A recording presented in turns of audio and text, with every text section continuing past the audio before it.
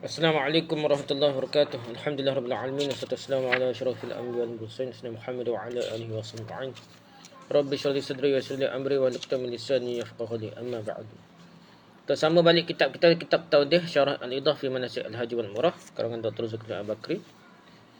Kita tengah bincanglah tentang perkara-perkara berkaitan hari ini nak berkaitan dengan Masjidil Haram ni, Masjidil Haram.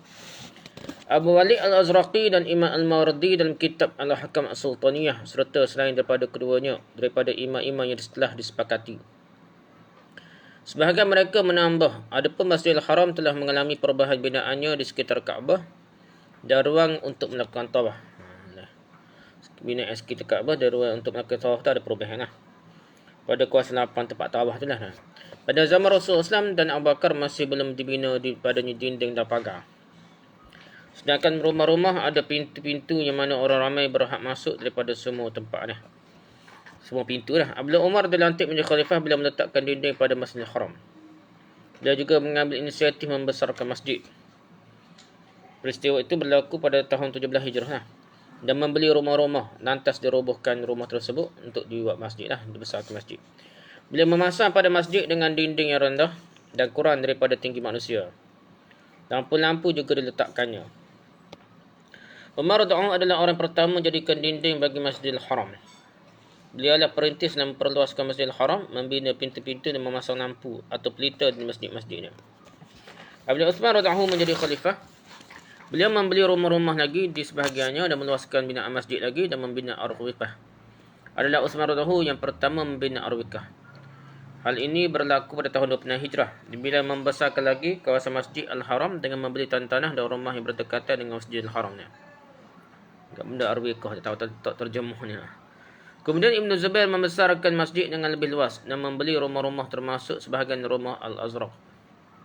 Sebahagiannya dibeli dengan harga lebih belasan ribu dinar. Kemudian diimarahkan oleh Abdul Malik bin Marwan tanpa tambahan. Tetapi dia meninggikan dinding dan atapnya dengan batu bata dan mengimarahkannya dengan lebih baik. Termasuk Abdul Malik bin Marwan. Kemudian Al-Walid bin Abdul Malik meluaskannya dan membawa tiang-tiang batu yang kukuh lagi. Al-Mahdi menambahkannya, iaitu anak kepada Abu Ja'far Al-Mansur dan bapa kepada Harun Ar-Rasyid. Al-Mahdi menambahkannya lagi selepas itu sebanyak 2 kali. Kali pertama selepas 160 Hijrah dan kali kedua selepas 167 Hijrah hingga 199 Hijrah. Al-Mahdi wafat dan kekal binaannya hinggalah ke zaman kita ini. Kata begitu lah. Zaman itulah zaman Imam Nawawi dah. Di mana beliau wafat pada tahun 176 Hijrah. Masa tu lah. Masalah yang tawaf pula ni. Telah terdahulu dinyatakan bahawa harus tawaf pada semua arwiqahnya. Kalau diluaskan nescaya harus tawaf pada semuanya. Wallahu a'lam dah. Ketahuilah bahawa Masjidil Haram diitlakkan dan dikehendaki dengannya masjid ini. Nah, inilah yang ghalib. Daripada ghalibnya firman Allah SWT, Subhanallazi asra bi'abdihi laila minal Masjidil Haram. Maha suci Allah telah menjalankan hamba-Nya Muhammad pada malam hari dari Masjidil Haram dah. Surah Al-Isra ayat 1. Mengikut pendapat yang rajih dikatakan juga di sini dengan masuk Mekah. Ada kata masuk Mekah dah. Syekh Al-Alamah Abdul Rauf berkata mungkin dihimpunkan bahawa diambil Rasulullah yang pertama daripada masjid ke Asy-Syi'bu kemudian dibawa ke rumah Ummah Hani dan atau sebaliknya. Tak ada cerita lain Ummah Hani ni. Masalah hati mutlajat terima Ibn Ashab. Ada orang kritik yang marah pula dah. Dia kata ada orang terima, ulama besar terima, bukan masa terima tak terima, tolak kau tak tolak tu. So kira cerita ni apa terima lagi ni. Dia menghina Nabi, Nabi tidur di rumah Ummah Hani. Sedangkan Nabi ada anak tino, anak kecil lagi dah. Khadijah meninggal dah, tiba-tiba Nabi duduk rumah Ummah Hani. Ummah Hani tu rumah tok lelaki je. Penantai Nabi kuat. Pelik lah cerita tu, pelik. Lepas tu cerita masa ni Isra' Mi'raj tu. Ummah Hani tarik kain Nabi sampai ke cabut napuk perut berlipat disebut dah. Seolah nak menghina Nabi dah. Riwayat Ibn Ashab je jalur tu saja dah. Itu jadi masalah kan. Jadi tak usah dak betul lah dak. Ramailah ulama pertahankan dak. Dia kata sini Nabi Isra' Mi'raj daripada Al-Quran itu daripada Mekah, bukan Masjid Haram betul dah. Nak ta'wil untuk membenarkan riwayat sirah. Itu masalahnya. Bukan takwil riwayat sirah tu ataupun tolak dari riwayat sirah. Kritik riwayat sirah ataupun takwil riwayat sirah biar sesuai dengan Al-Quran dah. Al-Quran kena jauh Quran dah. Jadi tidak nasabah Masjidil Haram memang tempat tanah terluah. Masjidil Haram tu masjid lah, istilah masjid tu masjid lah. Kalau kita nak kata pendapat hak kata boleh semayat tu pun kita boleh ambil pendapat ni dah. Masjidil Haram ni ayat Quran ni nak katanya seluruh daripada Mekah tu Masjidil Haram dah.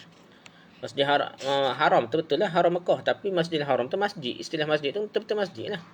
Jadi Nabi betul-betul Isra' Mi'raj daripada masjid. Bukan Isra' bukan diisrakan, diperjalankan daripada Mekah, daripada betul-betul daripada masjid Haram dah.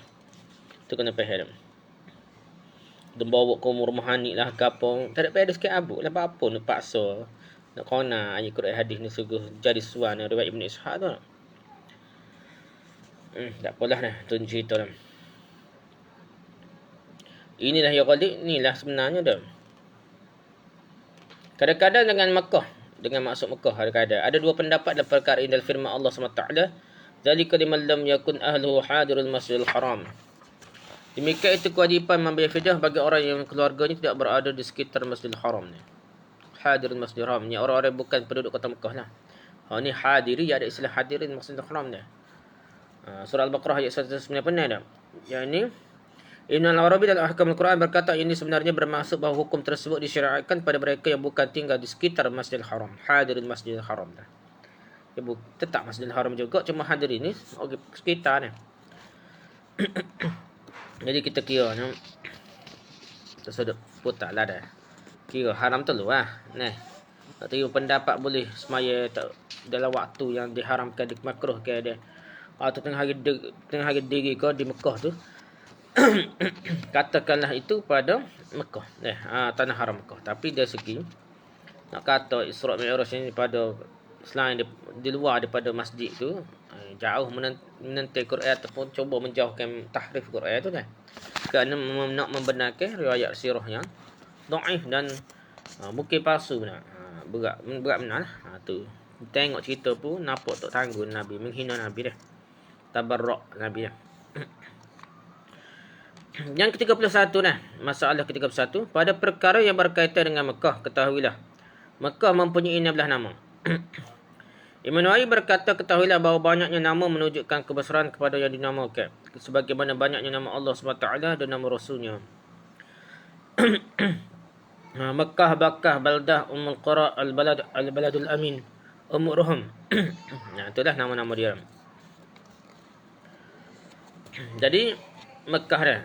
Antara maksud Mekah ialah membinasa atau mengurangkan, dengan maksud membinasa ke orang zalim dan mengurangkan dosa dan bertaubat. Baldah pula nah. Ini berdasarkan firman Allah Taala, "Innama umirtu an a'budu rabb hadzal baldati allazi harramaha wa lahu kullu syai' wa umirtu an akuna minal muslimin."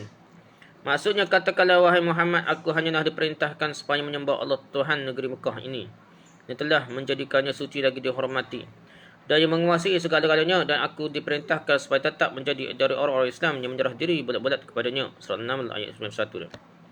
Hadzal baldati allazi, tu baldah tu dah.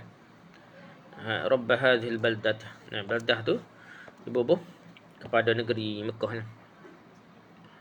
Ummul Qura ni maksudnya ibu segala kampung ni. Ini berdasarkan firman Allah Taala, "Wa hadza kitabun anzalnahu mubarakun musaddiqun lima baina yadayhi wa litunzira ummal qura wa man hawlaha." Dan ini ialah kitab Al-Quran yang kami turunkan yang mengandungi berkat banyak faedah-faedah dan manfaatnya. Lagi mengesahkan kebenaran kitab-kitab suci yang diturunkan sebelumnya, dan supaya engkau memberi peringatan kepada penduduk Ummul Qura, Mekah serta orang tinggal di sekelilingnya. Surah An-An'am ayat 92. Hak nama Nabi tu Ummi tu sebenarnya pendapat yang kuat, bukan nak dia betul huruf. Walaupun Nabi ni sebelum jadi Nabi tu memang sepakat dah. Nabi tak boleh baca Ummi dengan masuk huruf, tapi Ummi, gelaran Nabi Ummi ni bukan nak suhur dah. Ummi ni dengan masuk Ummul Qura dia suhur orang zaman dulu. Zaman Nabi dulu, ibu negeri, ibu kapur ni, ibu negeri ni orang-orang Arab dikatakan itulah Mekah ni. Sepakat. Jadi orang Ummi ni suhur dah. Orang Mekah ni suhur. Orang tempat berkat lah. Orang kapur, orang berkat lah. Gitu je kata ni.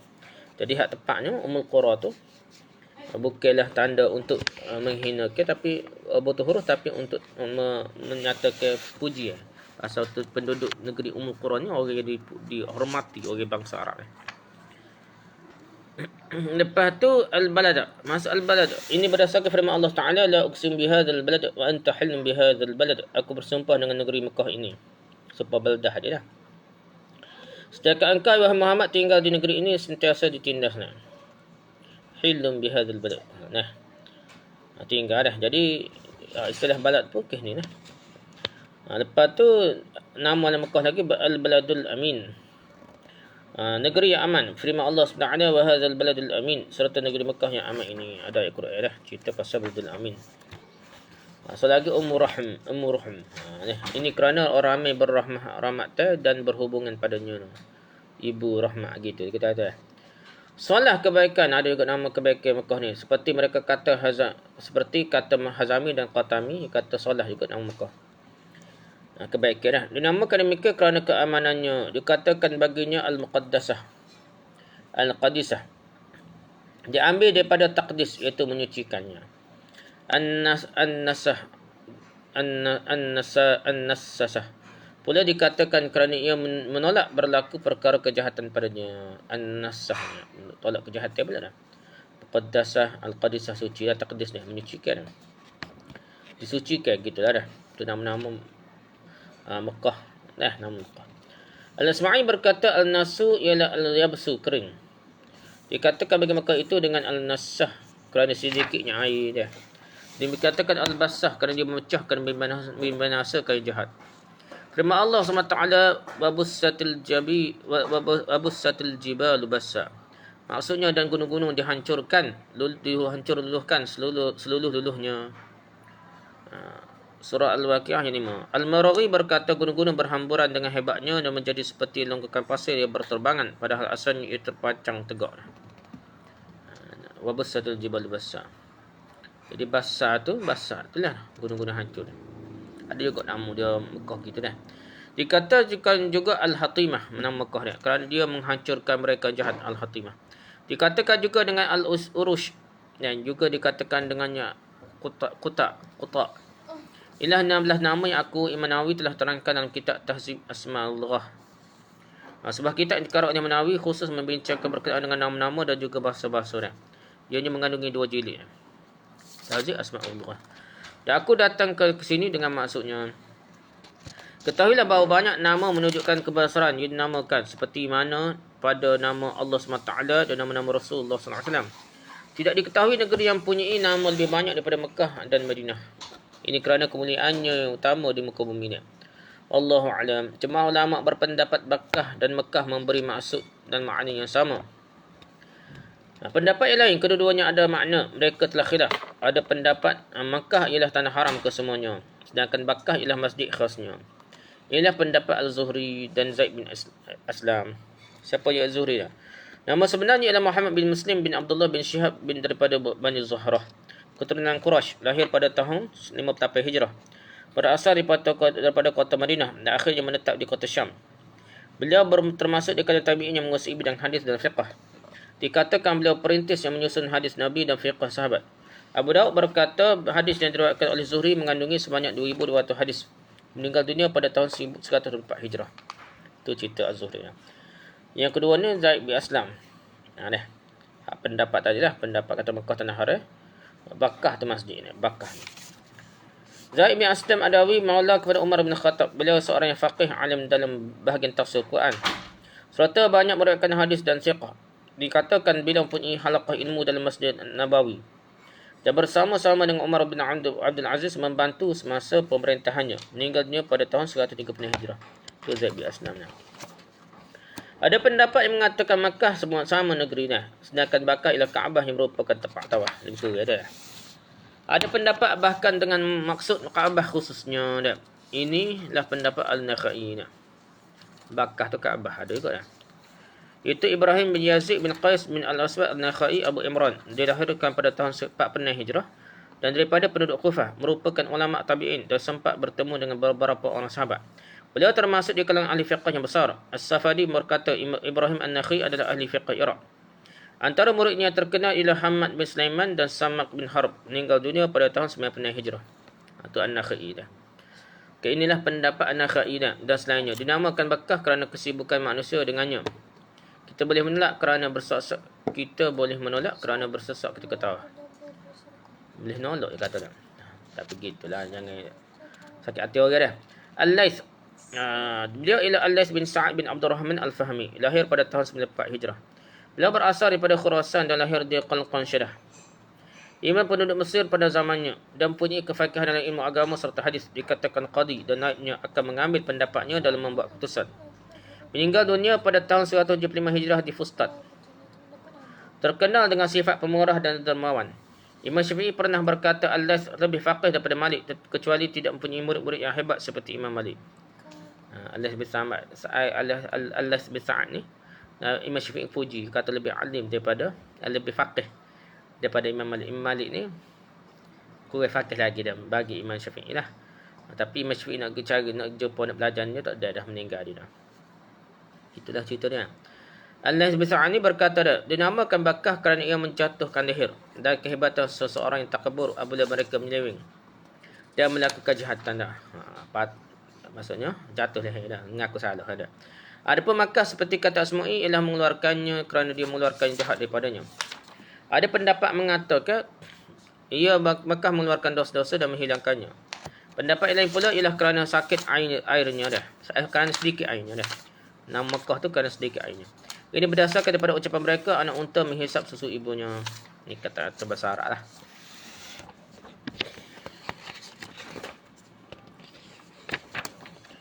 Al-Mawardi berkata, Mekah pada asalnya tidak mempunyai rumah-rumah. Orang Quraisy selepas kabilah Jurhum dan Amaliqah menetap di bukit-bukit.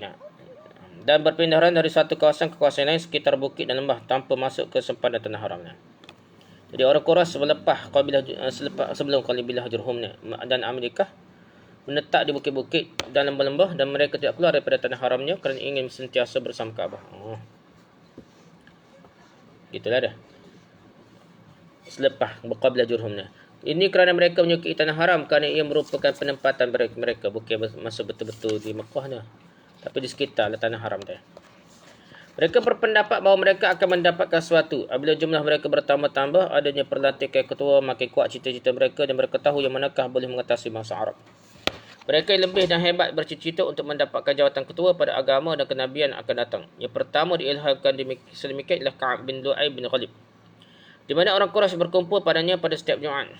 Beliau berkhutbah kepada mereka, dia mengingatkan berkenaan Nabi SAW. Kemudian kepimpinan berpindah kepada Qusay bin Qidab, dibina di Makkah Darun Nadwah untuk menghukum antara orang-orang Quraisy. Kemudian jadilah tempat mereka mesyuarat dan mengikat bendera untuk peperangan. Al-Kalbi berkata, Kalbi ni berat benar dah. Dia sikit sanak perawi hadisnya, tapi sirah pakarlah dia. Al-Kalbi berkata ia adalah rumah yang pertama dibina di Mekah. Kemudian orang ramai mengikut untuk membina rumah-rumah. Apabila mereka hampir dengan Islam, bertambah-tambah kuat dan banyak bilangan mereka sehingga orang Arab tunduk kepada mereka. Itu cerita macam mana orang Quraisy ni menguasai Mekah balik. Sebenarnya suku Jurhum ni pergi Mekah ni.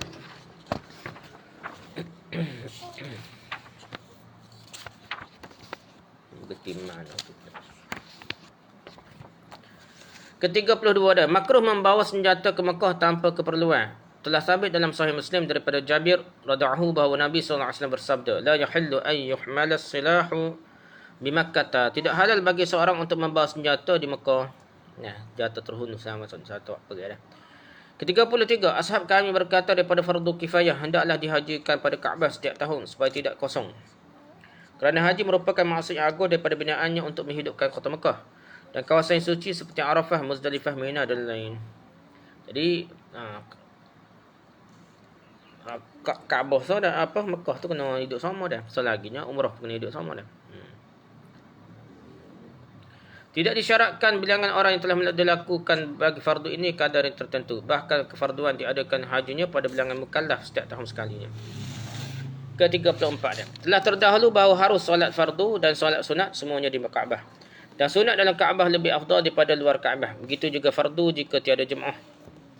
Tapi jika ada jemaah mereka diharamkan. Apabila mereka solat dalam Kaabah berjemaah, kedudukan mereka ada 5 keadaan yang telah diterangkan sebelum inilah. Adakah jika mereka solat berjemaah di dalam Kaabah, imam hendaklah berdiri di sisi maqam? atau lainnya jemaah berdiri di belakangnya dalam keadaan membelakangkannya, maka solat mereka sah. Jadi sebahagian mereka lebih dekat dengan Kaabah daripada luarnya, ianya mudah dilihat. Jika dekat dengan daripada pihak arah imam seperti berdiri di hadapan imam, maka solatnya batal mengikut pendapat yang sah. Jika dekat dengan pihak yang lain seperti menghadap luar dinding daripada pintu dan makmum menghadap daripada sebelah hijr Ismail yang lainnya, maka sah solatnya mengikut mazhab yang sahih. Kalau imam solat menghadap rukun, maka tidak harus mendepaninya pada setiap dua arahnya kerana menghadapnya bagi kedua-dua rukun tersebut.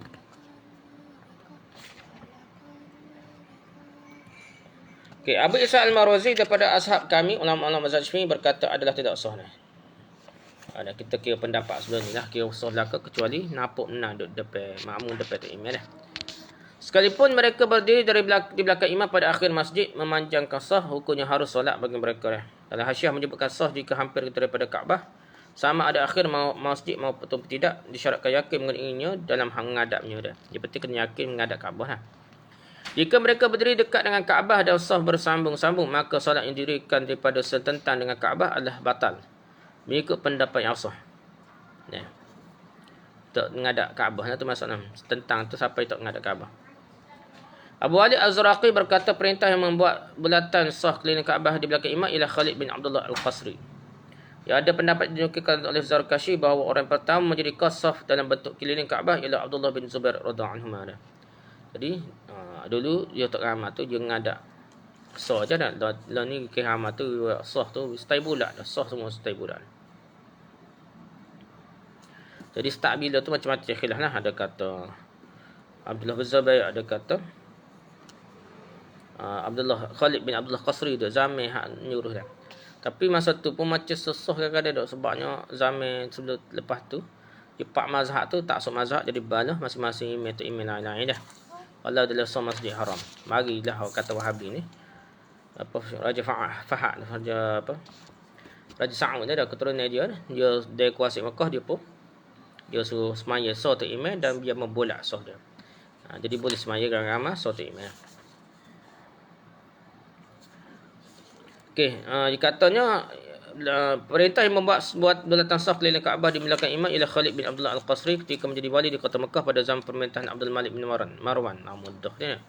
Ini kerana tempat berdiri orang ramai terlalu sempit di belakang imam. Justru dia membuat bulatan saf untuk mereka mengelilingi Kaabah. Atha bin Abi Rabah, Amr bin Dinar dan ulama setara mereka melihat hal tersebut tanpa mengingkarinya dah. Ibnu Jurayj berkata kepada Atha, jika orang ramai sedikit dalam Masjidil Haram, apakah yang paling kamu sukai? Adakah mereka solat di belakang imam atau menjadi satu sah di mengelilingi Kaabah? Jawabnya menjadikan satu sah mengelilingi Kaabah. Lebih molek bagi dia. Wallahu a'lam. Ashab kami berkata, kalau seorang solat di sebelah rukun daripada rukun-rukun Kaabah, bucu-bucu Kaabah dah, dan sebahagian badannya setentang dengan rukun dan sebahagiannya lagi terkeluar daripadanya, nescaya tidak sah solatnya mengikut pendapat yang sah. Bertanya jika sekiranya menghadap rukun maka solatnya sah lah. Ni menghadap dia tidak nyenggi siapa kata keluar daripada menghadap dia. Tapi kalau dia tengah-tengah menghadap tu tak apa, tak ada masalah dah. Kalau dia menghadap batu Kaabah dan tidak menghadapnya bersama kemungkinan daripadanya bagi pendapat yang sah bahawa tidak sah solatnya dah. Menghadap batu gua tu kali Hajar Aswad. Berbucu dia dah menghadap. Nah, bukan ke Kaabah dah, jadi batu Hajar Aswad. Tak sah dah. Jika dia berdiri atas batu sudut Kaabah tanpa ada yang di hadapan sesuatunya, hukum solat yang tidak sah juga mengikut pendapat yang sahih dah. Dan ain Kaabah tu tak menghadap. Jika dia mendapat bahagian Kaabah iaitu 2/3 hasta, niscaya sah solatnya. Kalau tidak, hukumnya tidak sah. Jika dia melakukan di hadapannya, niscaya tidak memadainya. Telah yang ke-25 dah, telah nyatakan terdahulu bahawa semua solat digandakan pahalanya di Mekah. Begitu juga dengan semua jenis ketaatan. Ramai juga para ulama berpendapat antaranya Mujahid dan Ahmad bin Hanbal bahawa kejahatan juga digandakannya. Ini berdasar kepada Ibn Abbas dan Ibn Mas'ud radhiyallahu anhu. Al-Hasan Basri berkata puasa sehari di Mekah bersamaan 100,000 hari. Al-Hasan Basri kata, sedekah sebanyak 1 dirham diumpamakan bernilai dengan 100,000 dirham. Setiap kebajikan bernilai 100,000 dah. Sesungguhnya sunat memperbanyakkan solat, puasa, sedekah, baca Quran dan semua jenis ketaatan yang mungkin dilakukannya di situ. Itulah tentang Mekah apa perkara. Wallahu a'lam. Subhanakallahumma wa bihamdika, asyhadu an la ilaha illa anta, astaghfiruka wa atubu ilaik. Assalamualaikum warahmatullahi wabarakatuh.